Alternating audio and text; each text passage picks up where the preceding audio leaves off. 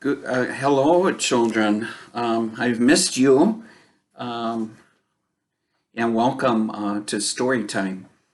Before we begin with our story, let's begin with remembering that Jesus is always with us. So let's sing this prayer together. Jesus, Jesus, Jesus in the morning, Jesus in the noontime. Jesus, Jesus, Jesus when the sun goes down. Love him, love him, love him in the morning, love him in the noontime. Love him, love him, love him when the sun goes down. Serve him, serve him, serve him in the morning, serve him in the noontime. Serve him, serve him, serve him when the sun goes down. So on these days, children, my friends, when we are at home, let us remember that Jesus is always with us when we get up in the morning, when we take a break at noon for lunchtime, and as we prepare to end our day and to as we're tucked into bed and receive hugs from our moms and dads, Jesus is always with us. And we need to remember that in these times and these days that are difficult for so many people. Our story today, my friends, is called The Faithful Friend. The Faithful Friend, and it's by Robert D. Sanssouci. And so let's listen. When I was preparing this story, I really got into it myself. I really enjoyed it. So let's listen carefully. Again, the artwork is a little dark. I apologize for that. Got to pick a brighter book for next time, hopefully. So here is the story of the faithful friend. In the last century, on the island of Martinique in the Caribbean Sea, there lived a man named Monsieur Duforce, who owned a sugar plantation. His wife had died giving birth to their only child, a boy named Clement. Monsieur Duforce hired a French-born widow who lived in the nearby village of La Vauclin to be his son's nurse and tutor. She had given birth to her own son, Hippolyte, only a few days earlier. At Monsieur Duforce's insistence, Hippolyte was raised in the plantation house with Clement. The boys grew into handsome young men, tall and lithe and sharp-witted. Clement's brown skin was the rich color of old bronze, while Hippolyte's fair skin was tanned by the tropic wind and sun. From the first day, they were close as brothers. One day, Clement showed his friend a small painting of a beautiful young woman. He said, "This is Pauline, the niece of Monsieur Zabocat, who lives at Macuba. I have fallen in love with her picture. Come with me tomorrow to visit her so that I can ask her uncle for her hand in marriage."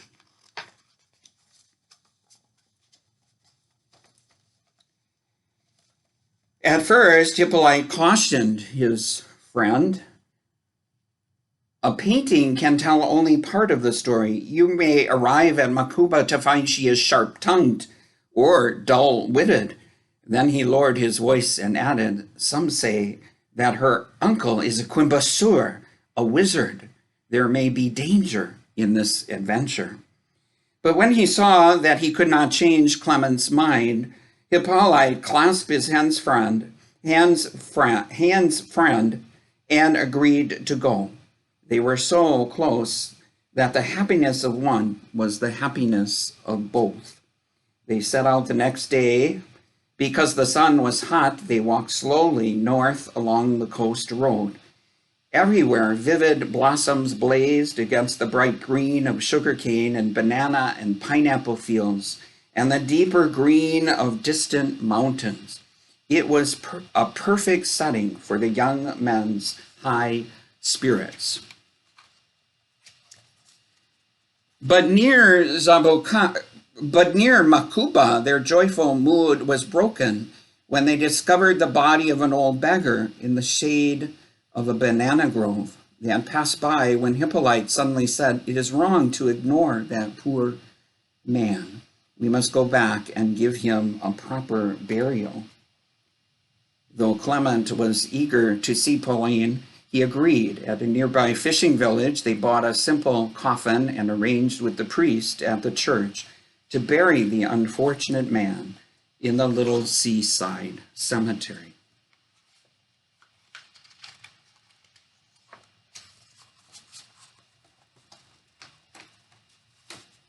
In a quieter mood, they reached the plantation of Monsieur Zabocat, the uncle and guardian of Pauline.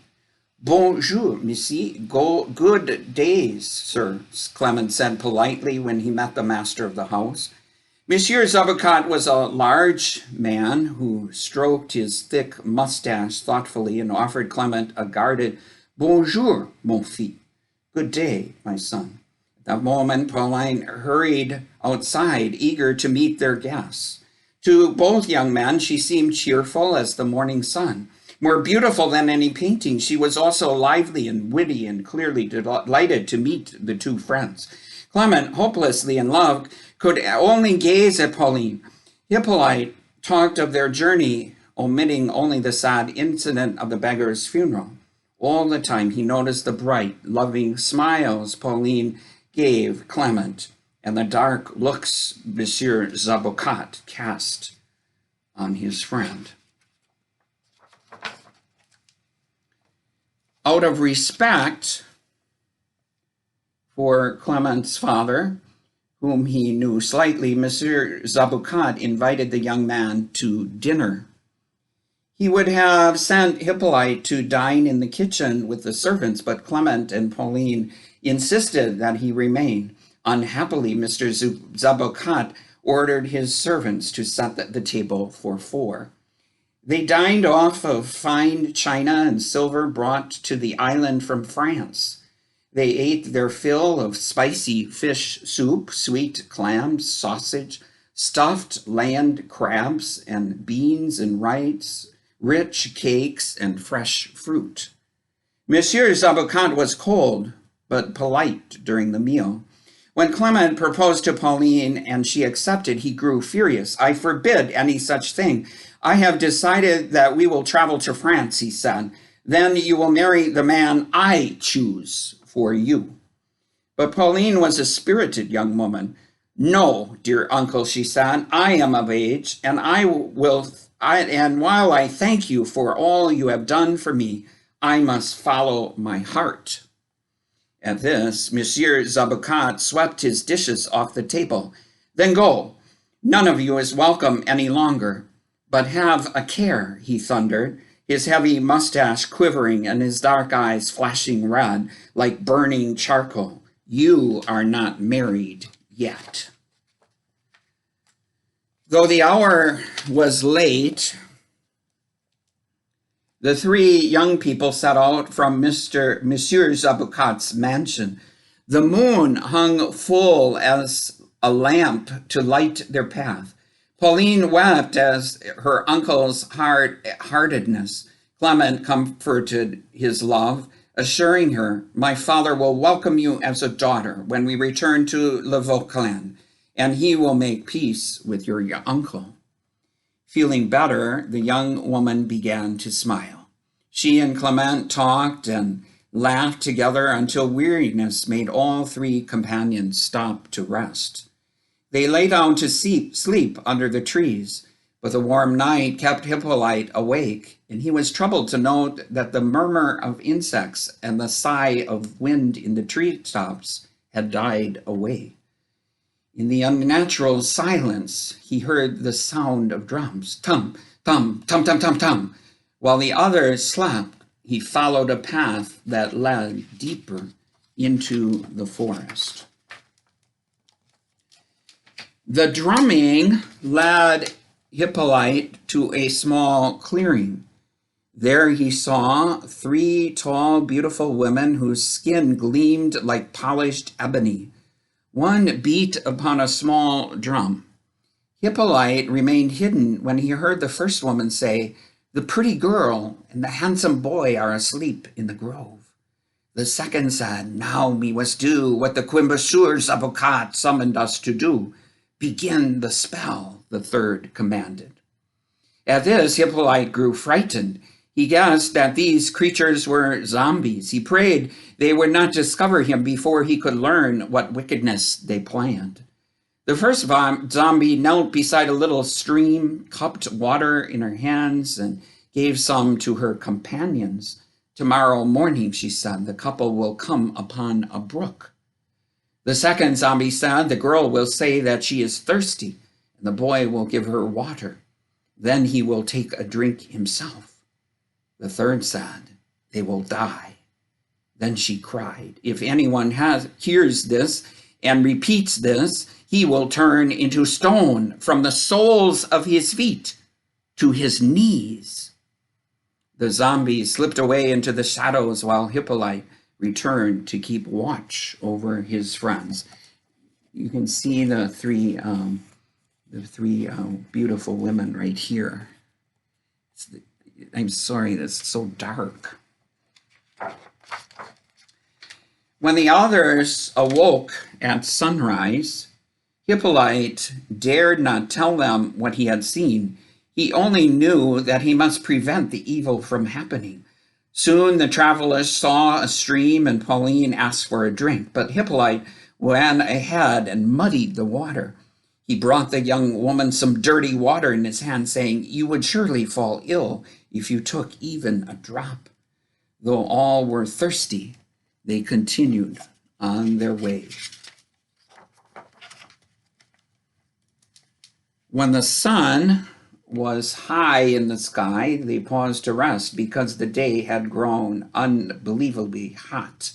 While his friends drowsed, leaning against each other in the green shade, Hippolyte anxiously searched the surrounding forests for signs of danger. When the trees grew thickest, he spied the 3 zombies. They were passing a mango, one to the other. You know what a mango is, right? It's fruit, kind of like a peach, but not really. "The boy and the girl will not escape this time," said the first. "Soon they will find a mango tree beside the path," said the second. "They will each eat one and die," said the third. She squeezed the fruit in her hand until juice ran between her fingers. "If anyone hears and tells them what he has heard, he will be turned to stone from the soles of his feet to his chest." Then the zombies hurried into the forest. So here's the mango.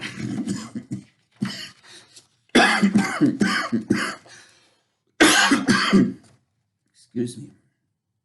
Returning, Hippolyte found his friends awake and eager to be on their way. Both said how hungry they felt, though Hippolyte pointed out the abundance of papayas, cherries, lemons, limes, and bananas all around. Pauline insisted that only a mango would satisfy her, and Clement said the same. Hippolyte dared not tell of what he had heard.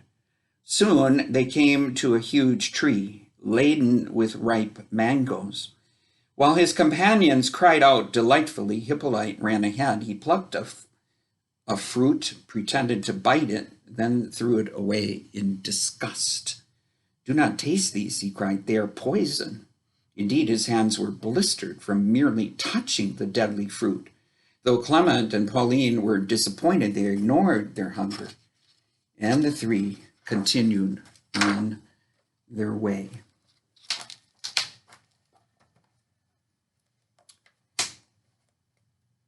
The nearer they came to home, the hotter the day became. While the others sat and fanned themselves beside the road, Hippolyte restlessly wandered the nearest forest path. Not far away, he found the zombies passing a serpent from one to the other. "When the pretty couple enters the house," said the first, "their fate is sealed." "On their wedding night," said the second, "a serpent will sting them to death." "And if anyone knows and speaks a word," said the third, "he will turn to stone from the soles of his feet to the top of his head." Then she kissed the serpent and led her companions away into the forest. So here's the serpent.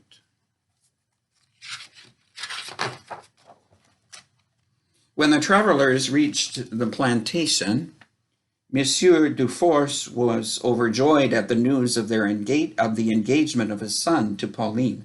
He promised to make amends with her uncle. Indeed, Monsieur Zabocat came for a visit and seemed to forgive the couple. He even agreed to attend their wedding. But Hippolyte saw the poisonous looks behind his pleasant words. He was certain that the man still planned to carry out his vengeance. By day, Hippolyte was always at his friend's side. At night, he kept watch for the serpent the zombies had threatened, but he saw none. Nevertheless, he knew that the greatest danger awaited Pauline and Clement on their wedding night. On the day of the wedding, Clement looked more handsome than ever, and Pauline was a vision in a white satin gown sewn with diamonds, diamond-studded satin slippers, and a veil of antique French lace that had belonged to Clement's mother. The house and gardens were filled with guests who had come from miles around. But while the others made merry, Hippolyte sharpened his cutlass. A cutlass is like a tiny sword. That night, Hippolyte hid himself in the bridal chamber. As soon as the couple entered the room, Hippolyte saw a long, dark, speckled ribbon glide out from under the bed. It was a fer de lance, the deadliest snake on Martinique. With a cry, Hippolyte burst from hiding and cut the serpent in half. Instantly, the pieces vanished. Clement and Pauline, who had not seen the snake, began to shout at Hippolyte, while Monsieur Duforce and the guests forced open the door. All were astonished to find Hippolyte, cutlass in hand, while no trace of danger remained. Then Monsieur Zabocat, furious that his plot had failed, cried, "Hippolyte is jealous of his friend's happiness. The sword in his hand is proof that he meant them harm." At first, Clement and Pauline and Monsieur Duforce would not believe this, but Hippolyte's refusal to explain his actions angered them. Finally, Clement ordered Hippolyte out of the house. Seeing the coldness in his friend's eyes, Hippolyte desperately began to tell his story. All the while, Monsieur Zabocat accused him, saying, "You are a liar and an assassin." When Hippolyte told about the zombies and the poisoned water, he turned to stone up to his knees. "Say no more," cried Clement. Anxious that Clement knew the whole truth, Hippolyte explained about the deadly fruit. So he became stone up to his chest. "Not another word," begged Pauline, clutching his hand. She shivered at the feel of hard, cold stone. Finally, Hippolyte told about the serpent. Instantly, he turned to stone to the very top of his head. "Oh, my poor friend," shouted Clement, "I would give anything to restore you to life." Suddenly, an old man stepped from the crowd. "I can bring back his life," he said to Clement, "if you will take this curse upon yourself." "Yes," Clement answered, "I already owe him my life 3 times over." Then he bravely hugged Pauline. The old man passed his hand 3 times over the head of the statue, then blew gently into the stone face. Hippolyte became a living person once more. Then the stranger turned toward Clement as Pauline and the others looked on in horror, but Monsieur Zabocat leaned forward eagerly. The old man made as if to touch Clement, but instead his outstretched finger suddenly touched Monsieur Zabocat's forehead. The man instantly became a stone figure. Your willingness to sacrifice your life for your friend gave me the power to break the spell, the stranger said to Clement, but a curse only ends when returned to its source. While the friends exchanged a heartfelt embrace, the old man said, I was the beggar you gave a Christian burial to on your way to Macupa. Bon Dieu, the good Lord, gave me permission to come to earth and do this service in return. The next moment, he vanished. After this, Clement and Pauline lived happily together. Hippolyte fell in love and married too, and the children of both couples grew up as close as brothers and sisters. The statue that had been Monsieur Zabocat was placed in a corner of the garden, where it soon crumbled into dust.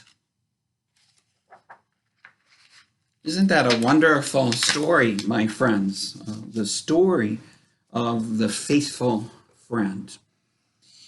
I know that for some of you it's been difficult these days and that you're missing your friends. And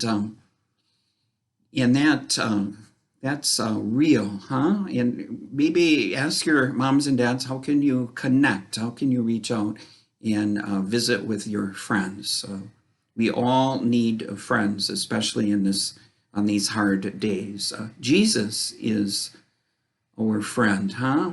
Hippolyte and Clement were best friends, and Hippolyte would do anything to the point of turning to stone because his friend Clement was so important to him, almost more important than Hippolyte's own life. This is the kind of friend Jesus is to you and me, huh?